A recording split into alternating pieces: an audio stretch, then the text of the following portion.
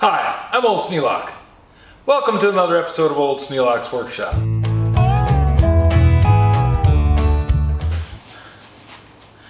Well, the intent is to straighten up the workshop. And I've been doing that now since I started building it. Constantly cleaning, constantly putting things away. But I'm putting up some shelves today. I've emptied one downstairs and put everything that was on the shelf in boxes, so it's waiting for me to come out and put up the shelf so I can put the things back on it. So that's what I'm going to do today. I'm going to put this shelf together and hopefully take care of some of the mess. Now this is for feeding wire out, and I'll show you how that works later.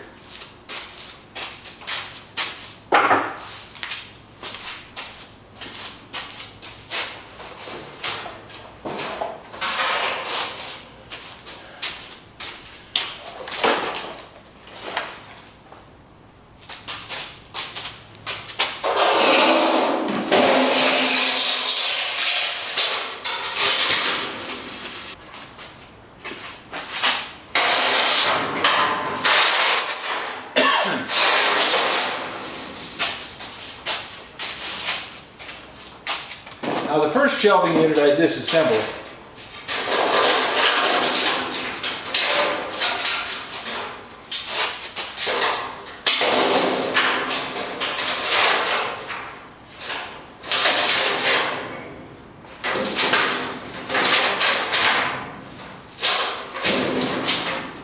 I took it completely apart. And that turned out to be a bad idea, if I come to think of it, because the sides were one long rod. This one is made up in two sections. It's a lighter weight shelf, but it means that I can take it apart and bring it up in two sections rather than taking the shelves and the cross braces and everything off of it. So that made it bringing it upstairs a lot easier. Since how there's just me doing all the lifting and tugging, being able to take things up and down the stairway with less effort is always a good thing.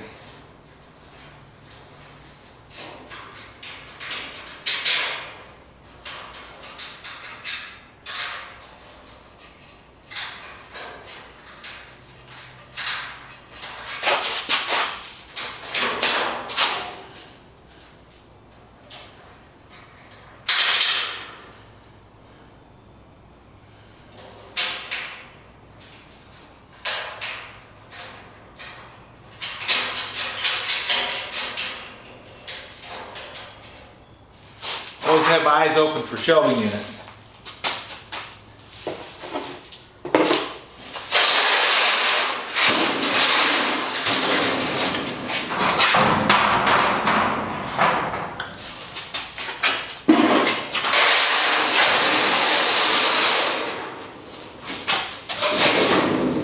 So when I see one at a garage sale or a business going out of business, which happens way too often these days. Businesses going out of business can't make money. When inflation's eating up all your profits,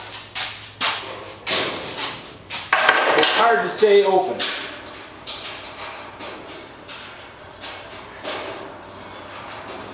But when you close the business, there's no way that you're able to recoup your losses.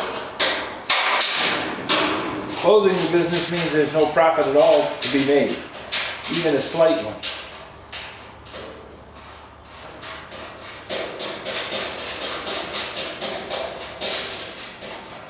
Hard times make hard people.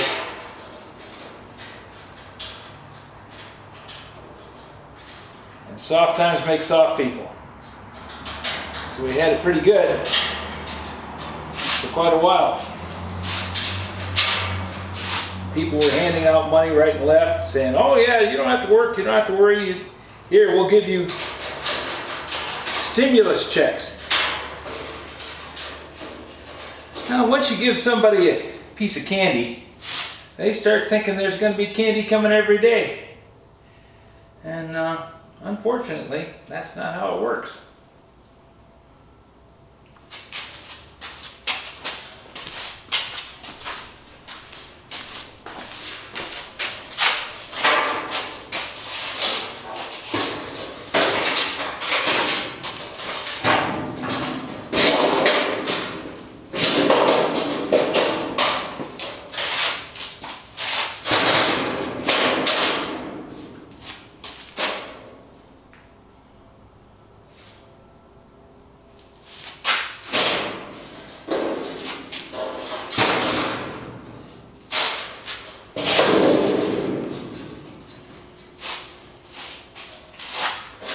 That's not how it works. Problem is, you can keep that up for a little while. The only way you do it is to give away other people's money. That's why governments do it and businesses don't, because businesses have to use their own money. Unless they're some kind of a shady deal out of Mumbai or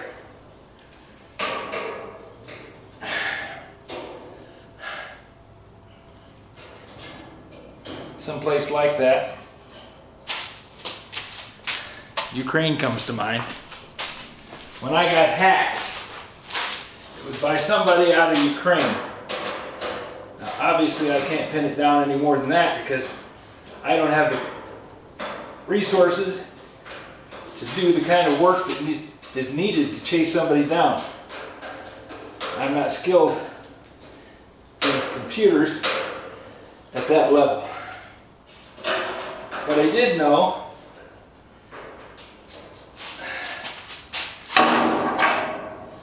that they used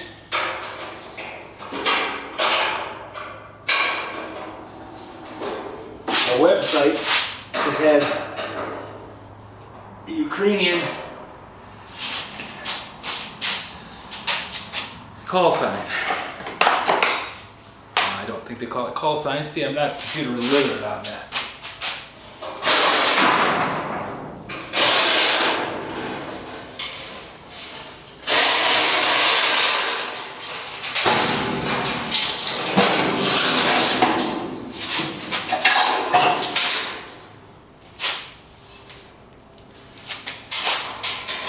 Being the kind of lowlifes that they were, they didn't think anybody'd catch them. And I was one of the few that actually got their channel back. And that wasn't any great amount of skill on my part, that was just luck. Well, curiosity. I decided I was gonna do everything I needed to do to get the channel back. And to make that happen, I needed to find my password. Or at least change the password. But to change the password, you have to know the password or at least prove who you are. That's what a password does, is it proves who you are. So, I went after it and I kept trying and trying and trying the same thing over and over, which is the definition of insanity. Trying the same thing over and over, expecting a different result. But I got lucky and I got a different result. See, YouTube in their helpfulness has a place where you can go and ask for help getting your password and ask for help getting things restored. And that just happened to be on Twitter, or as it's called X now. But at the time it was still called Twitter. So I went on Twitter and I told them what I was doing and what I needed to do, and they said, well, you're going to have to find your password somehow. Well, I knew what my password used to be, but it wasn't that anymore. So I had to change my password. In order to do that, you have to be able to prove who you are.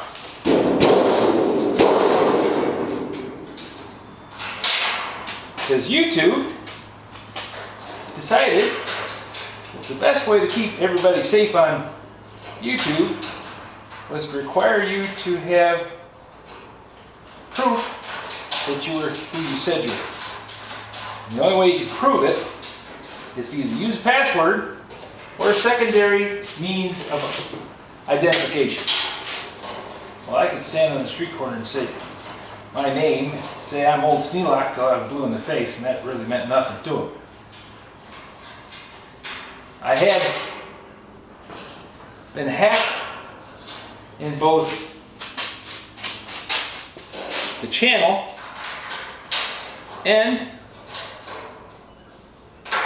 they had hacked my email. Because YouTube uses the email to send you any new password opportunities. In other words, when you get something arranged and you say, okay, I want a new password, they say, all right, here's how you prove who you are. We're going to send an email to the password, to the email channel that is registered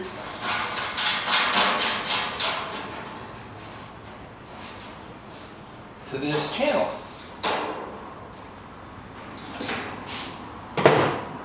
Now I did that, did me no good, because they had hacked my channel and they hacked my email, both emails. They hacked the Microsoft email network.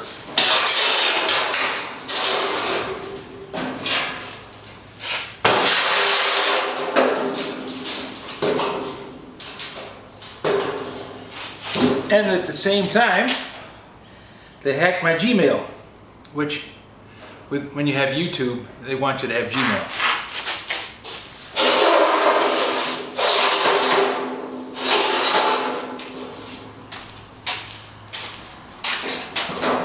So I was stuck. I couldn't get past them saying, what's your email? And then I'd say what my email is. They'd send a password to that email, but I couldn't get into it because I didn't have the password to get into my email. So I was stuck. I was hung. Couldn't get there. Well, Microsoft Network does something a little different than YouTube. Microsoft Network, well, actually not YouTube, Google wouldn't let me get anywhere past the point of them saying, okay, we're going to send a password request to Google. You click on it and it'll let you change your password. I couldn't get into Google because my Google account had been hacked. MSN said, well, you know, if you keep trying enough, we're going to give you an opportunity to try it a different way. So I said, okay.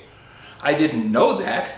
I just kept banging on the door all the time, every day, every 15 minutes, requesting change my password, requesting change my password.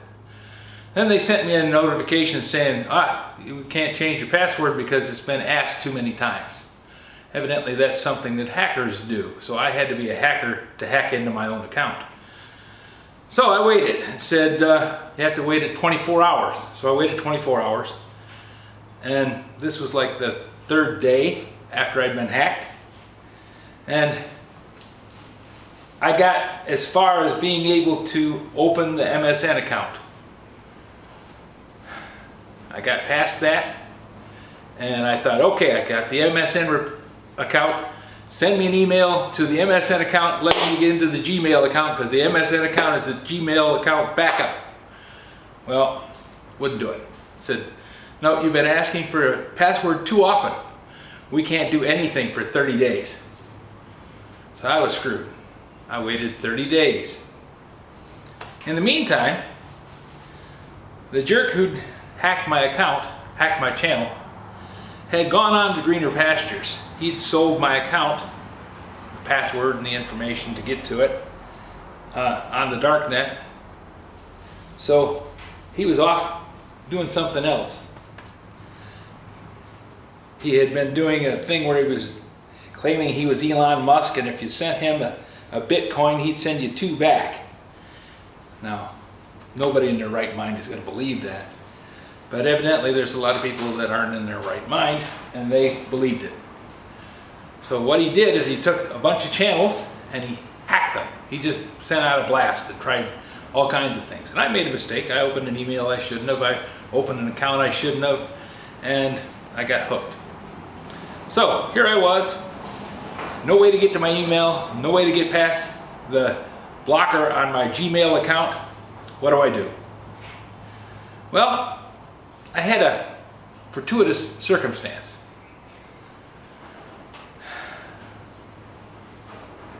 My channel was hacked, and I couldn't get it into the channel. But I had also had a problem with computers. My computer hung up, locked itself up tight on your drum, wouldn't work at all. So I try and make a new video at least every day, sometimes 3 or 4 times a day. To make that happen, I needed a computer, and my computer was down. So I tried it on my phone, and my phone worked okay, but it's really slow and didn't work very well. And I thought, you know, I've got a Kindle Fire. And so I hooked it up, and I bought a piece of software so I could edit videos on the Kindle Fire, and I was uploading videos on the Kindle Fire to my channel while I was waiting for a new computer to arrive.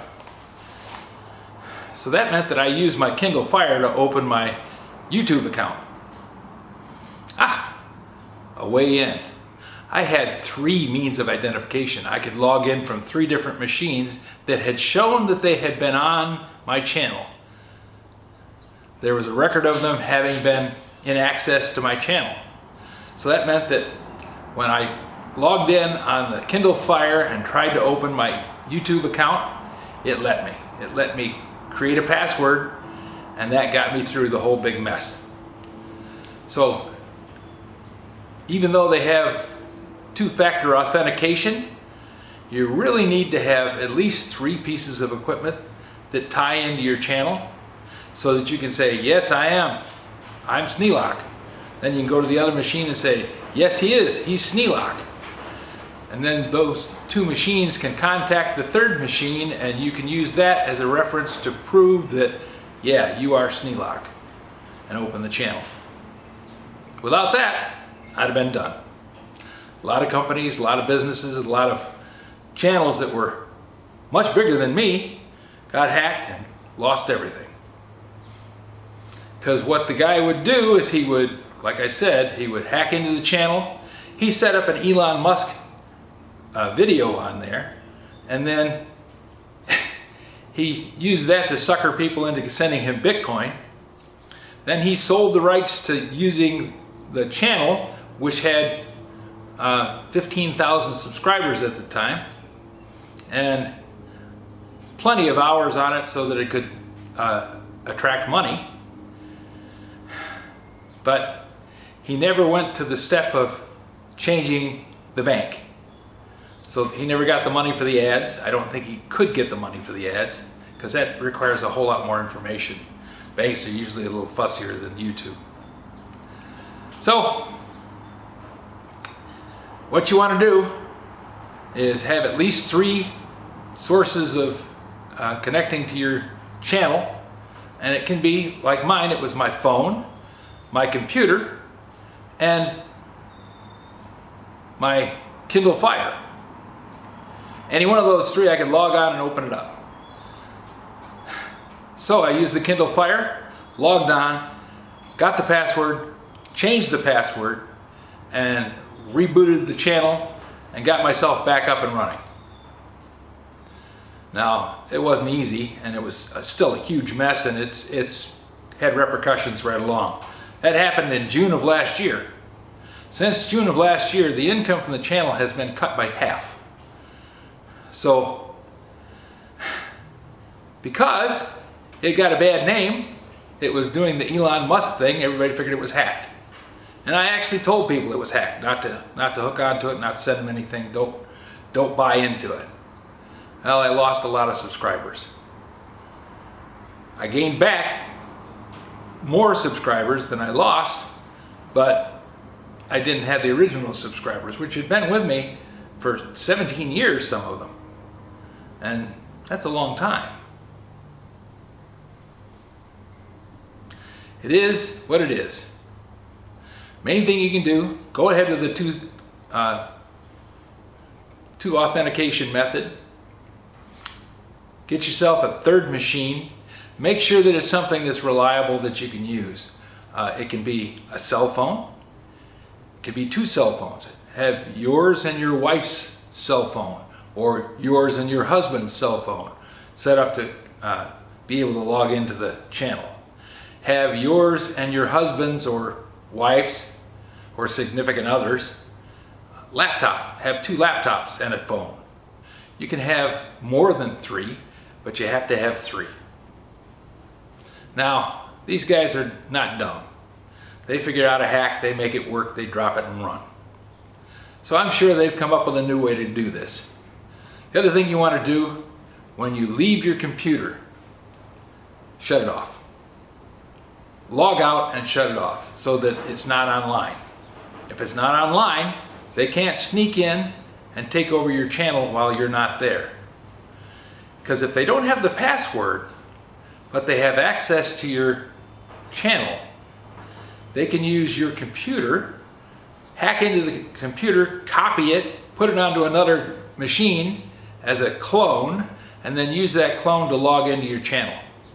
They don't need the password then. They can create a new password and keep on trucking. So, shut off your machine when you're not there. Make sure every time you log in, you have to use a password to get into YouTube, and a password to get into Google, and a password to open your machine.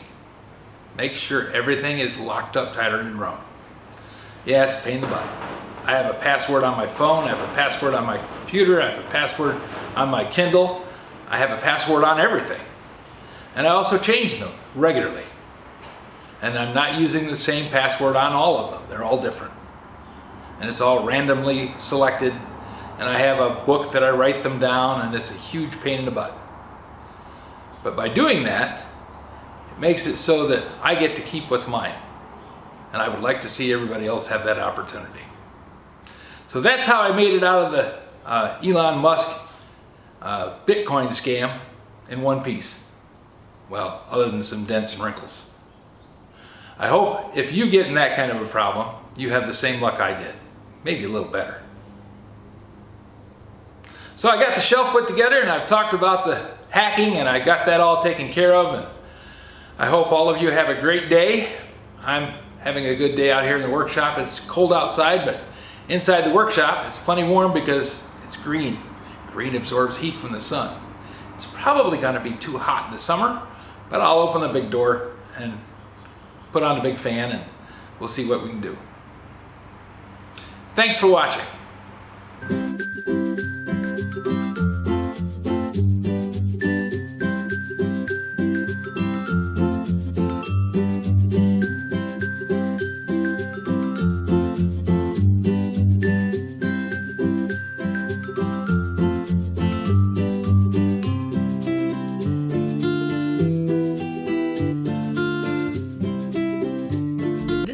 Is not to be viewed by anyone under the age of 13 in the U.S. or 16 in the European Union without the express written permission of the parents or the legal guardians of the underage person. Such written permission must be on file at the local government entity in charge of enforcing the rules and regulations established by the FTC.